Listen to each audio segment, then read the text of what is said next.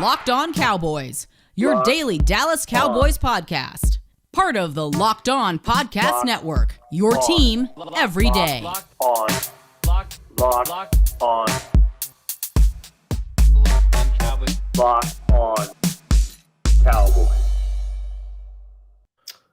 Welcome back to the Locked On Cowboys podcast. I am your host, Marcus Mosher. He is Landon McCool. Today we are talking about the Cowboys Week 15 win over the New York Giants. But first, we just want to thank you guys for making us your first listen every single day. Landon, how does it feel to root for a team that's already won 10 games? It feels great. I'm certainly not taking that for granted because winning in the NFL is hard and winning division games is incredibly hard. So I'm certainly thrilled. I think everybody kind of expected the result, but you still can't take it for granted because seasons like last season happen, and I guarantee you that we would have cried tears of joy for 10 wins last year. So I'm thrilled. Do you think we would have been excited for a double-digit road win last year? Yeah, against a division opponent, absolutely. Yeah, I mean, I think there would be no qualifying wins or talking about scoring style points. I think because you'd just be thrilled to win it last season. So we'll talk more about that throughout the podcast, I'm sure. Actually, let's do it right now because I don't get this, Landon. The Cowboys won their third straight game.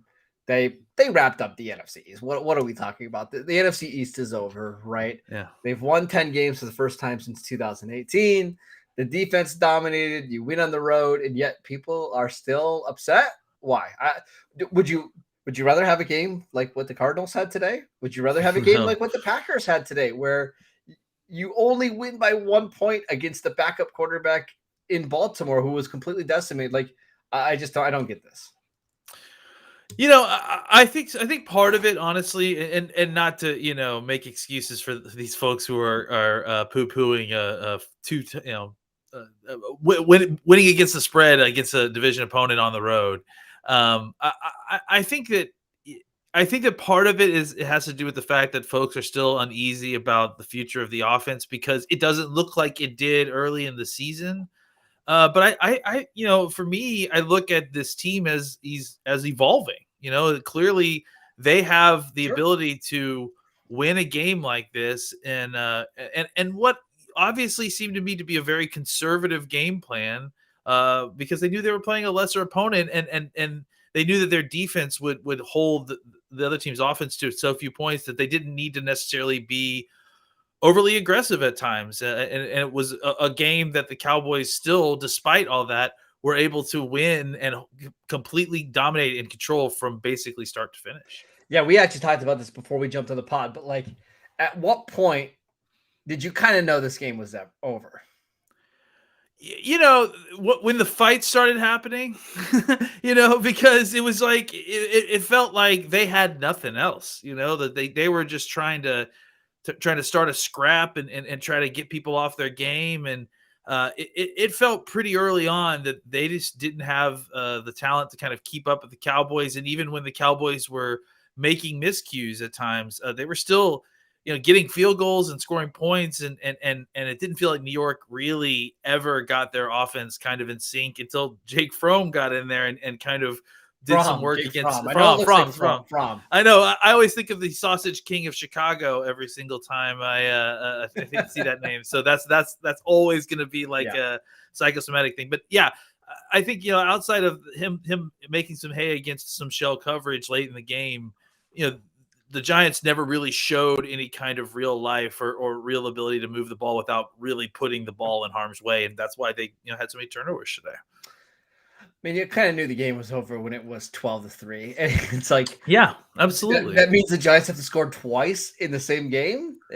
Come on, guys. That's a lot of scoring you're asking me to do. And listen, they didn't do it right. They only scored another field goal the rest of the time. So some people would say the same thing about the Cowboys offense, but not realizing that they had 2 red zone touchdowns today. I mean, I just feel like the thing is Dallas wasn't really challenged to do anything except for bleed the clock, right? That's why they had how many carries in this game, right?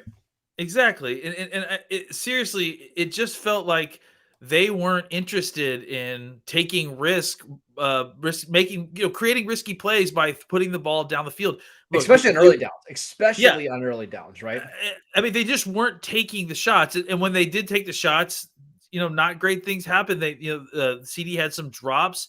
I think that pass to Gallup down the sideline, it got caught in the wind. I kind of think that that's what happened on Glennon's interception to Hooker. Is that when he tried to get it downfield, and Glennon's got a strong arm, trying to get it down the field, and I think he got off the mark, but I think the wind also pushed it way off the mark too. So, I just think that the Cowboys were not interested in necessarily trying to make the game close by being risky with the football. They knew that they were having enough success to win the game to let their defense kind of prevent the Giants from scoring too many points to win the game. So why take the chances of first of all, just even revealing any more of their cover 2 and cover 4 beaters, but also just if they could win the game in a way that without risking the football too much, that's an opportunity that they'll take and take the easy win and go home, just because that wasn't always an opportunity. That's the thing about this that I think that the people don't realize, is that winning like this may seem ugly or weird for Cowboys fans because you've never had a defense that you could actually do this in years. Like, it feels awkward and weird, but this is a way that you win football games when you play lesser opponents. You don't have to try to score 40 points on them when you can just, score a couple of touchdowns and then keep them at arm's length the entire rest of the game and bleed it out. I think people would be more excited if this was like a 30-17 win. Hey, we put up 30 points. This is great. That margin of victory is actually smaller than 21-6. I know math is hard around here, as evidenced by Twitter, but I don't get it. I mean, like, that's the thing is the Cowboys were 10.5. I think was it 10.5 points favorite. They ended up being 11.5 point favorites. Is what. And what was the margin of victory? 15 points or something like that. So yeah, good teams win, great teams cover. Exactly, and they covered. And the offense was a part of that. It wasn't like the offense wasn't a part of that. So I think that I understand a certain amount of it, because look, and I think we should have a conversation of, maybe we can do this in the later part of where the offense is in its kind of march back to where it was, because I think they took steps, but they're not all the way back. But I think that, we should take solace in the fact that they did take steps towards that, maybe if they didn't get all the way back. But there's still a quarter of the season left to go. Cowboys just won 3 straight road games for the first time since 1969, Landon. Putting that out there. People are still upset. Just looking ahead to the Cowboys schedule, 2 of the next 3 games will be at home. Actually, their game against Washington next week at home, game against Cardinals at home, play the Eagles in the season finale, and then they'll host a home playoff game. So 3 of their next 4 at home. I think things are going to be just okay. They're going to be just all right for the Cowboys. So let's take a quick break so I can tell you guys about Boost Mobile. You listen to podcasts for the power of knowledge. You can switch to Boost Mobile for the power of saving money. Get 3 unlimited data lines for $30 a month and a free 5G phone when you switch, so you can get all the latest episodes of the Locked On Cowboys podcast, all on America's largest 5G network. More power to save. Boost Mobile. All right, Landon, let's talk about the Cowboys defense, because that's really the story from here today. I want to read the play-by-play stuff for the Giants, because this is always just so great to me. This is a great thing that we're doing week to week. Honestly, it's fun because the Cowboys defense is so good. Go ahead, please. All right, first drive of the game, interception, 6 plays, 20 yards, interception, 11 plays, 58 yards, field goal. Good drive by the Giants, just absolutely well done. 4 plays, 8 yards, punt, 3 plays, 16 yards, field goal, halftime. That was it. That was all the drives they had in the first half. And then it was 8 plays, 51 yards, field goal, turnover on downs, interception, punt, interception, turnover on downs. I mean, I don't know what more you can say about this Cowboys defense. They are just absolutely dominating right now. It felt like the previous 2 weeks, where and I mean, to the Cowboys, to the credit of the opponents the Cowboys have faced, they faced basically backup level quarterbacks each of the last 3 weeks. I mean, you can say what you want about Heineke, but I just don't know that he's like necessarily a full-time starter in the league. And I think that they've taken advantage of it. And each time the Cowboys have been able to put these teams in third and long situations, it has not been good for the Saints, the Washington football team, and now the Giants. And they kind of continued that trend. I mean, ever since they've had their full complement of pass rushers back on the outside, and now Neville Gallimore, who's really obviously making himself known. The pass rush has been ferocious, and they did all this. Yeah, but they only got one sack today, Landon. I know. I mean, but it felt like they were. I'm teasing, right? Like, yeah. I mean, pass rush is the reason why they had all these interceptions, right? We need that Demarcus Lawrence money back because he only got one sack. So yeah, it's ridiculous. I mean, the criticism, the ultimately what you see is when they put Randy Gregory on the outside, Lawrence on the inside with Gallimore, and then Parsons on the other side. It's a ferocious pass rush that they're going to be able to use into the pro postseason, and then they get Osa back, hopefully entire Hill. But I was really impressed with their ability to play the run and play in general with suddenly losing two of their best defensive tackles right before the game. And we should talk about that. It's part of the reason the Giants did have a little bit of success against the run. They ran for 124 yards in this game, 5.2 yards per carry. Really, a lot of it came on one long run to Devontae Booker, 31 yards. Yeah. Do you know what Saquon Barkley's longest run was in this game? He had 15 carries. No, I don't. What was it? 6 yards. Yeah. Someone else mentioned that Saquon Barkley, is this right, has never beaten the Cowboys? Never. That's pretty crazy since he's been here. I mean, it's nuts because somebody even said it during the game. They're like, Saquon's he gets one big one, right? He usually gets one big one, and then after the Booker, someone goes, that was it. That was his one big one. I was like, that was Booker who. Then it's like, oh shoot, well, I guess he's not getting his big one this week. So it's just funny because you expect him. I just think all those knee injuries have really just taken all the juice out of him. Well, what I was actually getting at for the Cowboys is, I thought the defensive line, like the defensive tackles, played pretty well, considering really your two starters were ruled out less than 24 hours before the game started, which is kind of a big deal, right? Yeah, Carlos Watkins has been playing really good football recently. I mean, I think you get Justin Hamilton called up from the practice squad. It was great to kind of get a guy that was obviously familiar with the defense to kind of sub in there last minute. And honestly, I think having a guy like Hamilton, who was obviously familiar with the defense, didn't have to learn anything. They could pick up off the street basically and plug him in, and not have to worry about losing guys last minute. That was a huge benefit. And then Quentin Bahana is playing better and better football as the season goes on. So you're always getting good snaps. They're really just kind of muddying things up in the middle of the defensive line, which is just exactly what you're looking for. All right, I got a couple questions about the Cowboys defense from Week 15. I'm curious to see if you have the same answer. The best player on defense for the Cowboys in Week 15 was. I mean, it may have. I thought Diggs was playing incredible throughout the game. He got an interception. He was. I think the answer is Demarcus Lawrence, but Diggs is a good one as well, right? Oh yeah. I mean, clearly Lawrence had an incredible game. I mean, there's just, and he's been incredible even without kind of the stat glory the last few weeks. Yeah. I mean, I think from the opening snap they tried to run right out of any clause like a TFL, right? On the very first snap, if I'm not mistaken. Incredible.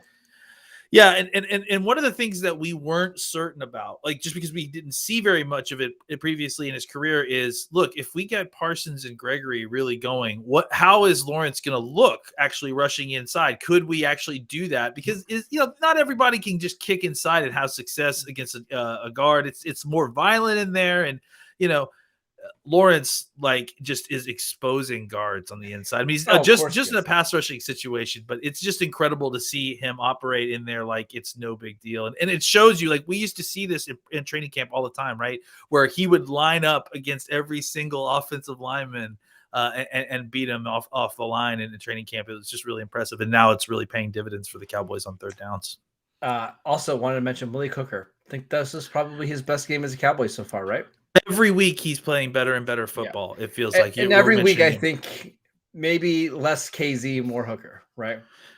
Yeah, I mean, maybe I think he's earned an opportunity to kind of play more and more. I think you're also going to get Wilson coming back this coming week or two, and now you're going to really have a solid rotation back there, which is really great to hear. I mean, you say what you want about Kazee. I mean, he has been.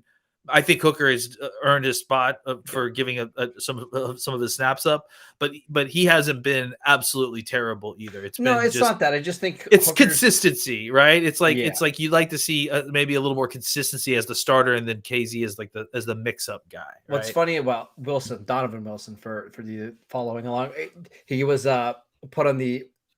I'm sorry to think how they say that. He's allowed to practice now. He's not been activated from the injured reserve yet. So he could be coming here soon for the Cowboys, but the 21-day window is what they call that, right? Like I don't think he's really going to take anybody's snaps in the safety room. I really think it's probably going to be more the linebackers, right? I think it's probably going to be more Keanu Neal, right? Yeah, I think it's going to be a shift in how they're using the players. I think you'll see more of Curse coming in and playing, kind of a linebacker role, just maybe more big nickel deployment in general, so that they can get their best players on the field. All right, Trevon Diggs, good. Yeah, just absolutely incredible. I mean, beyond the interception, right? Like, just really, they didn't target Galladay very much at all. No, he was just. I mean, that's really that's a really good matchup for a guy like Diggs. That's that kind of bigger wide receiver. He really does well against those guys. So he had a fantastic game. I forgot to mention. Do you know the Cowboys moved up to the number 3 seed this week? Yeah, was it because Arizona lost? Yeah, Arizona lost. Yeah, so now the Cowboys, conference. if the season started today, would be playing the 49ers in round 1. Yeah, I don't know if that's better or worse, to be honest with you. Maybe. I mean, it's the way San Francisco's played recently, it's not exactly a fun idea either way. I think those early games are going to be difficult no matter what, because there's just so much talent in that NFC side. It's not like, top heavy at all. It's kind of just evenly distributed. So it'll be fun no matter who we're playing. A relatively quiet game from Micah Parsons, right? He only had one single tackle in this game, almost had a sack. I will say, I think his one pass deflection that he had in this game, the one he discovered the wheel route, maybe the best play he's had this season. And there's a lot of great plays to choose from, but like being able to make that play along with rushing the passer, he's just such a unique player. I compared it to Happy Gilmore learning how to putt. It's like, now he's learned how to cover folks. Yeah. So it was. I mean, obviously, what is there left to say about Micah Parsons and the season he's had this year? I mean, obviously his sack streak got broken, but he did get very close to kind of continuing it at one point. I think Armstrong ended up getting his half of the sack, but what a season. What a season he's had so far. And I don't think he's had a step back at all. I think it's all just been kind of a steady incline. What a steep curve he's got. It's incredible. I think he would have had a better game if the Giants were on the field a little bit more often, like opportunities to make some plays. So it's kind of the Giants' fault here, right? Yeah, I blame Joe Judge per usual. I feel like if we had Garrett in there, we would have had more opportunity. Yeah, I agree with you. I want to talk about the offense, but before we do that, I mean, I know people are they really want to hear our thoughts on this. They want us just to tear into the offense. We'll do that after this break, because I wanted to tell you guys about Built Bar. This holiday season, grab the protein bar that tastes just like a candy bar, or even better than a candy bar, Built Bar, filled with so much holiday goodness, but amazingly low in calories, sugar, net carbs, and high in protein. You get the best of both worlds, delicious and healthy. There's so many great flavors: cherry, double chocolate, cookies and cream, peanut butter brownie. Built Bar gives you that extra feel you need to bust down those mall doors and battle all of the holiday shoppers. Or if you're just standing in endless shopping lines like I was this weekend, Built Bar can give you that extra something you need to keep you going. So throw it in your jacket or purse, because you never know when you're going to need it. Go to BuiltBar.com, use promo code LOCKED15 and get 15% off your order. Use promo code LOCKED15 for 15% off your order. We also want to tell you guys about BetOnline. BetOnline has you covered this season for more props, odds, and lines than ever before. As football season continues the march to the playoffs, BetOnline remains your number one spot for all the sports action this season. Head to the new updated desktop or mobile website to sign up today to receive your 50% welcome bonus on your first deposit. Just use promo code LOCKEDON to receive your bonus.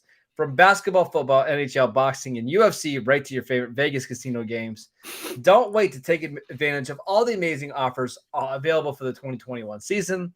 BetOnline is the fastest and easiest way to bet on all of your favorite sports. BetOnline, where the game starts. All right, Landon, let's talk about the Cowboys offense. So if you look at the stats, Dak, he was 28 of 37, 203 total yards.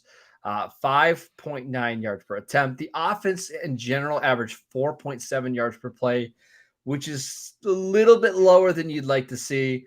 They did run for 125 yards in this game. What are your thoughts? Yeah, I mean, I think they operated the offense well, I thought. I mean, for the most part, except for honestly, I think a lot of what we have been talking about over the last week has come to fruition. They seem to fix the tight end targeting, right? Dalton Schultz got a healthy dose of targeting, and he rewarded them with a really nice day. Caught all 8 of his targets. Yep. They put Connor Williams back in at left guard, and not only did they do that, because that isn't exactly just the difference, right? The other part of it too was that they showed you, they deployed a more diverse running game. Yep. They showed you a little bit more G power. They showed you a little bit more just a kind of diversity and constraints, which led to better running. I mean, this team has 2 really good defensive tackles and multiple more defensive tackles that can play the run, especially. And the Cowboys were able to get outside, hook them inside, create running lanes on the perimeter, and then mix it up with runs inside that were also successful. And Connor Williams specifically played really good football in the run game. And I think it helped Terrence Steele kind of play better football. I think, to me, if you have 2 less CD Lamb drops, we're talking about a completely different game. Sure, I agree. Like, I think that the way that everyone is viewing this game on the outside is viewed completely differently. I think that this was a conservative game plan versus a lesser opponent.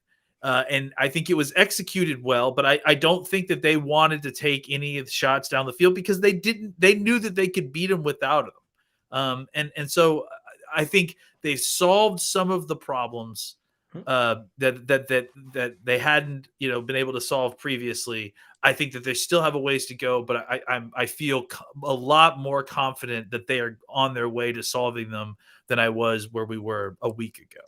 All right, I want to start with the offensive line. Let's give you my thoughts, and you tell me if I'm crazy here. I'm putting on. I wish I had a tinfoil hat. We need this for the bit, right? Yeah. Here's my conspiracy theory, Landon. Mm-hmm. I kind of think Mike McCarthy views this regular season as like a big testing window, and he's basically just throwing stuff against the wall to see what sticks for a couple of different reasons. Number one, he wants just to see how different guys play in different spots, and that's why we saw a rotation at left tackle. We saw them, flop the Connors over the last couple of weeks. Yeah. I also think he realizes that this is just a really long season that's really unusual for a couple of different reasons. It's the longest season in NFL history because of the 17 games. And also it's a COVID year, right? So wouldn't it be nice if you get to a playoff game and all of a sudden, let's say, heaven forbid, a guard tests positive for COVID the night before the game, that you don't just go into that game with that guy not having any snaps during the regular season, right? Absolutely. Now at least you have, hey, Connor McGovern played 500 snaps at left guard this year. Yeah. He's not the better option, and we know that. That's why we're starting Connor Williams, but at least he's got experience. He's not coming in here completely green. Does that make a little bit of sense? Because I get the sense that Mike McCarthy doesn't really care if they end up being the 2 or the 4 seed. It just get to the playoffs, and then we'll talk. I think that's I wouldn't even call that a conspiracy theory. Yeah. I think my issue with this and the switch has always been the timing of it. Not I don't have a problem with the fact that they wanted to try Connor McGovern at left guard. Look, I mean, if you've been paying attention to what the Cowboys have been doing, he has shown athleticism while playing the fullback position that made you excited about him playing in guard.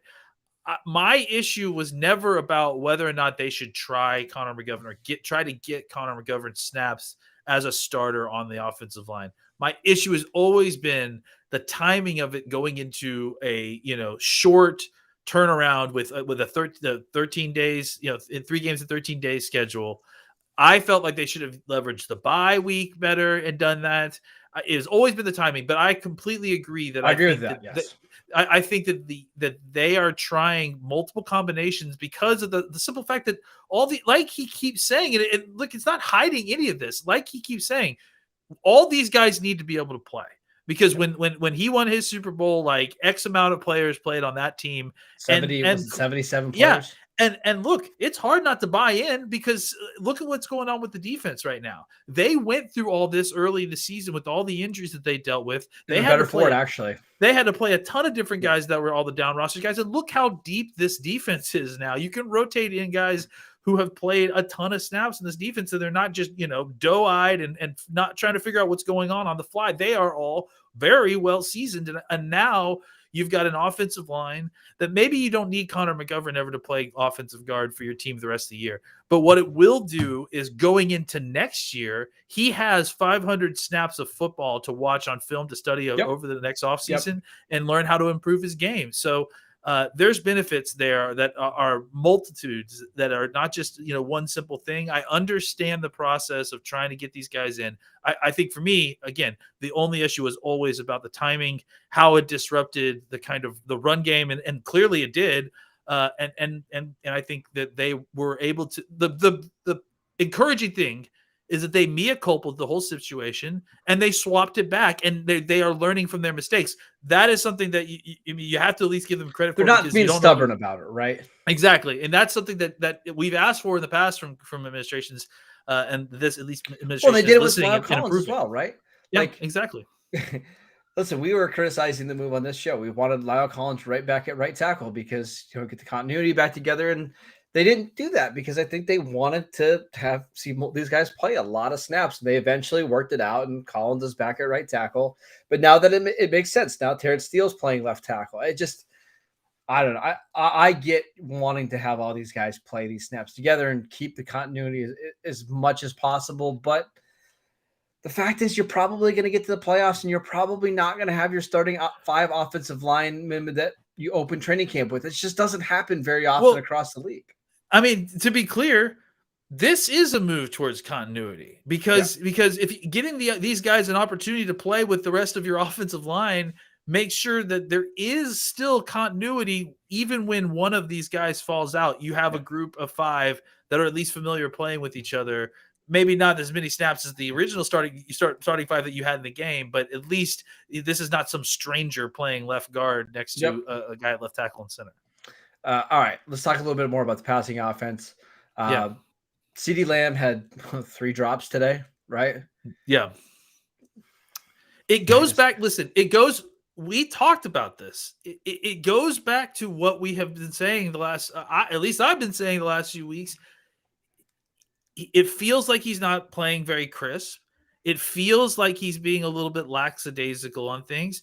I just think he needs to kind of wake up and shake it loose a little bit and just focus on the details a little bit more. I mean, I think he's just such an up and down player, and it's just huge swings. We need him to raise the floor of his game a little bit without dampening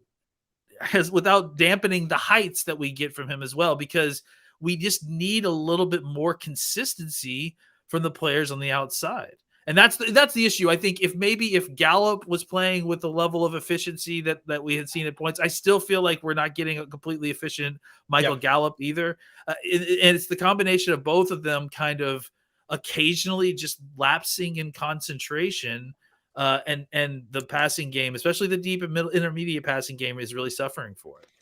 I think they'll be fine once they get home. Yeah, I do too. Turf. The last 2 games have not been great fields for receivers. That's not really an excuse, but it kind of is. Like, these guys are built to play in a dome. I just think they'll be better next week. That's all. I agree.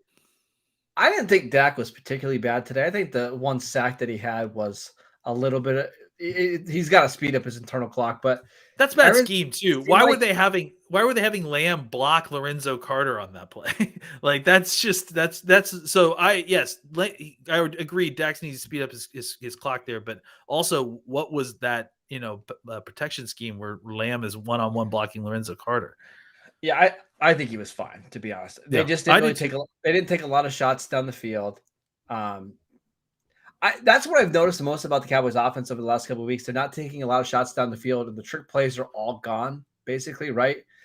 Gives you a sense that the Cowboys are trying to hold some things back for the playoffs, right? That's what I feel like. They're just And seeing not a lot necessarily of trick plays, because that's not right. no. But I think look, they have specific plays that are cover 2 and cover 4 beaters, and they've just faced a bunch of shell coverage because that's the chic thing to do against these hot offenses, right? Is to make them march up the field. And for the Cowboys, they don't want to give up all their tricks for when they have to face those defenses when the games really, really matter. So, yeah, I think that I part wouldn't of be this, surprised if we see him against Arizona here in a couple of weeks.